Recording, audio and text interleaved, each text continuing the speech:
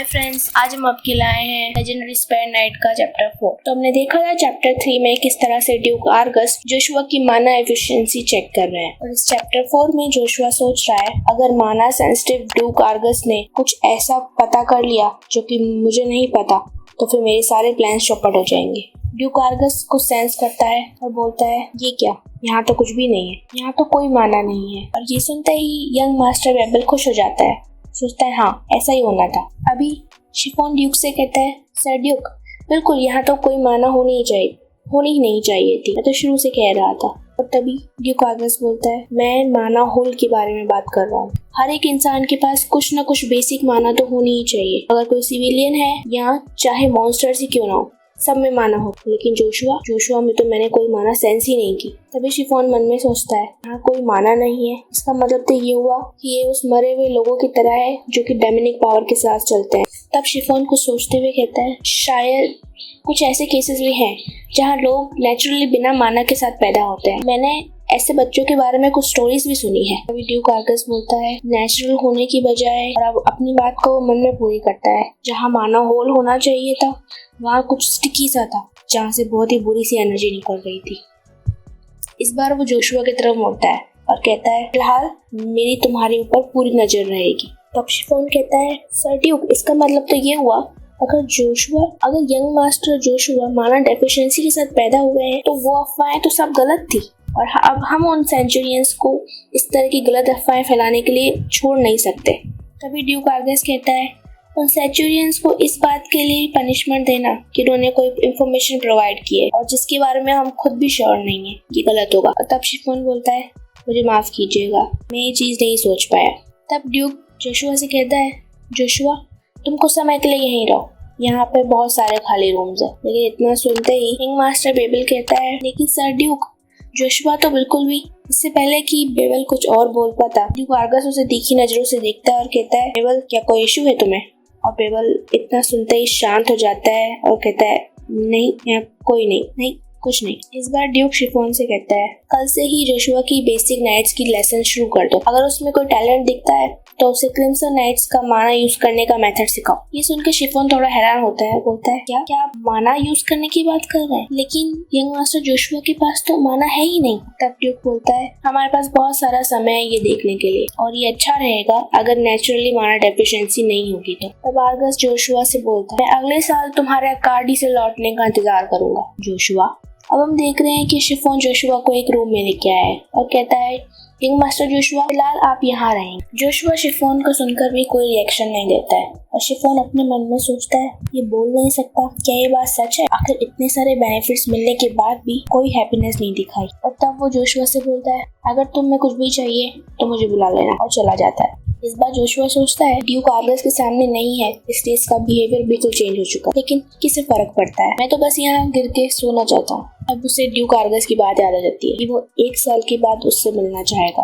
अब यहाँ हमें बताया गया है कि ड्यूक आर्गस अपने साल का ज्यादातर समय कार्डी के गोल्डन कैसल में बिताते हैं, जो कि एवलोन एम्पायर के कैपिटल में है, और वो अपने एरिया यानी ड्यूकडम में सिर्फ एक कुछ समय के रेस्ट के लिए ही लौटते हैं। अब जोशुआ अपने हाथों को देख के सोच रहा है, ड्यूक आर्गस को ऐसा कुछ पता चला है जो कि मुझे नहीं पता, चाहे वो कुछ भी हो, मेरे लिए डेंजरस हो सकता है।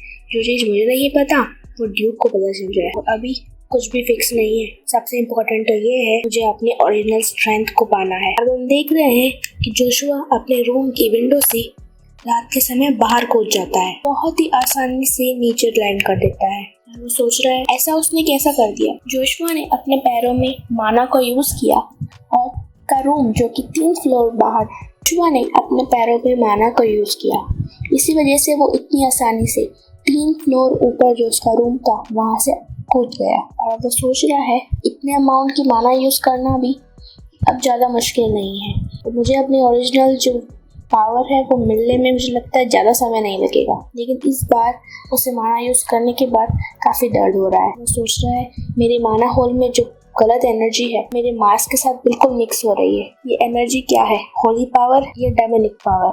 और वो सोच रहा है कि जो स्ट्रेंथ है इन दोनों डेमोनिक पावर और होली पावर को रिस्ट्रेन कर रही है, वो और को नहीं लुकिया है। लेकिन ये लुकिया की फोर्स मेरे बॉडी में अंदर क्यों है और वो इन दोनों एनर्जीज को रिस्ट्रेन क्यों कर रही है। जोशुआ की आवाज सुन के आसपास के 2 नाइट्स उसकी तरफ आने लगते हैं और आपस में बात कर रहे हैं। क्या तुमने कुछ सुना? कि वो आवाज सुनी? लेकिन इससे पहले कि वो लोग जोशुआ को देखते हैं वो वहाँ से चला जाता है और उस तरफ जाते हैं। और जब वो नाइट्स वहाँ पहुँचते हैं जोशुआ वहाँ नहीं होता और आपस में बोल रहे हैं, क्या तुमने देखा? यहाँ कोई नहीं है। ये तो अजीब है, मैंने तो कुछ सुना था। खैर कुछ भी हो, अब शिफ्ट चेंज करने का टाइम हो गया है, चलो वापस चलते हैं।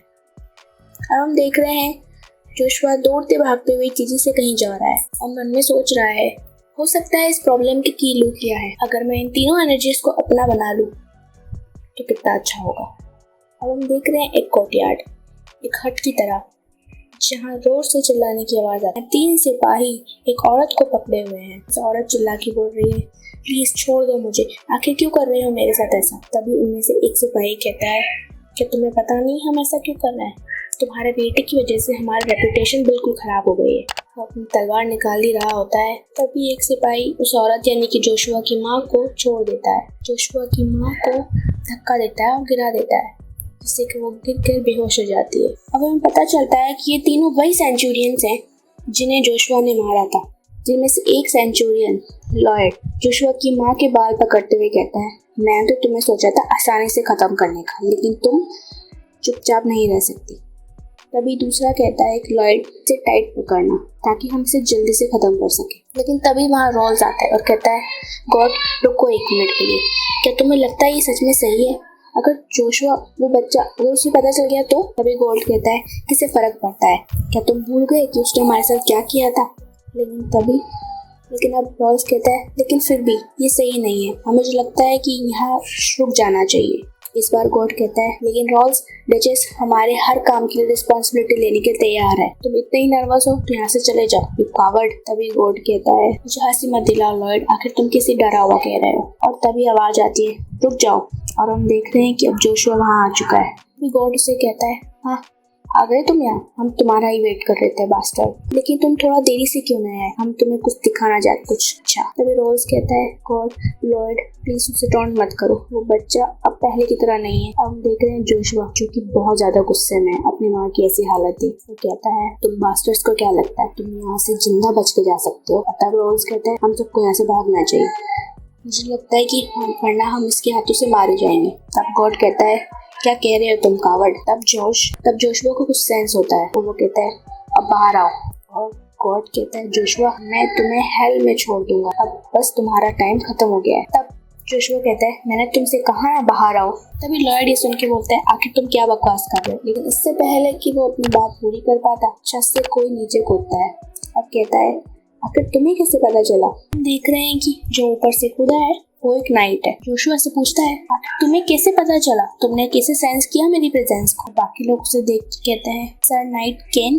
तब जोशुआ उसके बैच को देखकर अपने मन में सोच रहा है, मैं श्योर हूँ ये क्रॉस मार्क ड्यूक आर्गस के अंडर काम करने वाले 3 नाइट ऑर्डर में से एक है, जो कि है order of crimson knights. Crimson knights का एक नाइट मुझे फॉलो कर रहा है, क्या शिफॉन ने इसे मेरे पीछे लगाया है? अब हम देख रहे हैं बाकी सारे सेंचुरियंस नाइट केन को रीड कर रहे हैं। तब नाइट केन बाकी सबको इग्नोर करते हुए जोशुआ की तरफ जाता है और सोच रहा है, क्या ये वही अफवाह वाला बच्चा है? अभी जोशुआ कहता है, मैं तुमसे पूछता हूँ, क्या एक सोल्जर ने ड्यूक के हाउस की लेडी को नुकसान पहुंचाना चाहा? सुनते ही नाइट केन हैरान हो जाता है। जोशुआ आगे बोलता है, ड्यूक हाउस के मिलिट्री लॉ के अकॉर्डिंग ऐसी सिचुएशन को किस तरह से हैंडल किया जाता है? और तब नाइट केन सोच रहा है, क्या है ये फोर्स कैसी है कि मैं कुछ भी नहीं बोल पा रहा हूँ। और तभी नाइट केन अपनी तलवार निकालते हुए कहता है, इमीडिएट पनिशमेंट। तो ये चैप्टर यहीं खत्म होता है, मिलते हैं अगले चैप्टर में।